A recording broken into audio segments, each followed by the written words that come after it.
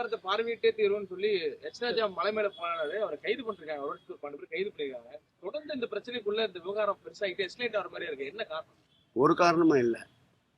இனத்தால், மதத்தால், மொழியால் மக்களை பிளவுபடுத்த முயற்சிக்கின்ற தீய சக்திகள் அந்த சக்திகள். இந்த அரசை பொறுத்தளவில் சட்டத்தின் ஆட்சி நடைபெறுகின்ற அரசு இந்த அரசு.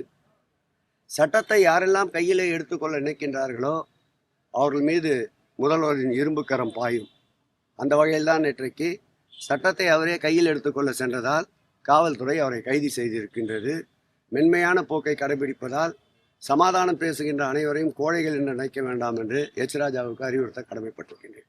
இந்த நேரத்தில் நீங்க சமமா எல்லாத்தையும் ட்ரீட் பண்றேன்னு சொல்றீங்க. ஆனா அவர் இந்து மக்களுக்கு எதிராகவே தான் இந்த அரசு இருக்கு. குறிப்பா இந்து சாமி அறநிலையத்துறை இருக்குங்கிற குற்றச்சாட்டை தொடர்ச்சியா வச்சுக்கிட்டு அவர் இஸ்லாமியருக்கும் கிறிஸ்தவர்களுக்கும் மதம் சார்ந்த ஒரு பிரச்சனையை கையில் எடுக்கும்போது சிறுபான்மையினர் அரவணைக்க வேண்டிய அரசு தான் இந்த அரசு. இது எல்லோருக்கும் எல்லா மாநில அரசு. இதில் ஜாதி மத பேதங்களுக்கு இடமில்லை.